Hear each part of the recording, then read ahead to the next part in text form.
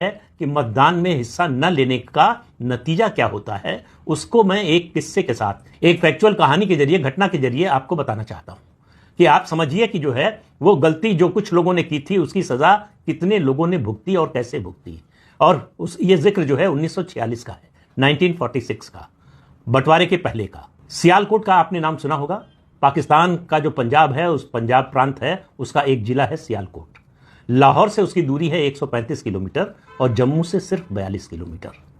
गोपीनाथ बारदोलाई जो असम के बड़े नेता थे, देश के नेता थे, असम के खासतौर से बड़े नेताओं में थे, वो चाहते थे कि सियालकोट जो है वो भारत में रहे। जब भारत पाकिस्तान का बंटवारा हो रहा था, देश का बंटवारा हो रहा था कहना चाहिए, उस समय वो चाहते थे।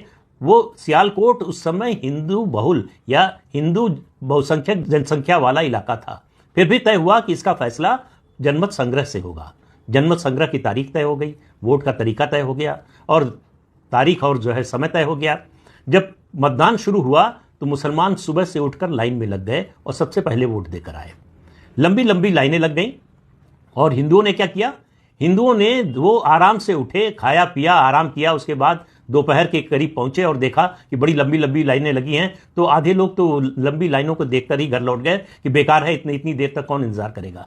फिर कुछ लोग थे जो लाइनों को देखते रहे, इस इंतजार में थोड़ी देर खड़े रहे कि शायद ये लाइन छोटी हो जाए, शायद कम हो जाए, जल्दी वोट देने का मौका आ जाए तो वोट देकर जाएंगे। लेकिन वो भी थोड़ी देर बाद थक गए या कहिए उनको अपने आराम की याद आ गई, वो भी लाइनें छोड़कर जो है या लाइन में शामिल हुए बिना वो घर लौट गए, वोट नहीं दिया। इस जनमत संग्रह का नतीजा ये आया कि 55,000 मतों से ये प्रस्ताव पास हुआ कि सियालकोट को पाकिस्तान में शामिल किया जाए। सियालकोट भारत में शामिल होते होते पाकिस्तान में चला गया। मालूम है क्यों? 1 लाख हिंदुओं ने वोट नहीं किया। उस समय सियालकोट में हिंदुओं की कुल आबादी थी 2,31,000, 2,31,000। उसमें से 1 लाख ने वोट नहीं दिया। 55,000 से यह प्रस्ताव गिर गया। उसके बाद आपको याद होगा कि 1946 का 16 अगस्त का दिन, जब जिन्ना ने डायरेक्ट एक्शन की कॉल दी, तो उसका कहर जो है वो सियालकोट में भी बरपा। हिंदू औरतों की इज्जत लूटी गई, उनकी हत्या की गई, बड़े पैमाने पर कत्लेआम हुआ और जो लोग आराम करने के लिए घर गए थे वो हमेशा के लिए आराम की नींद सुला दिए गए।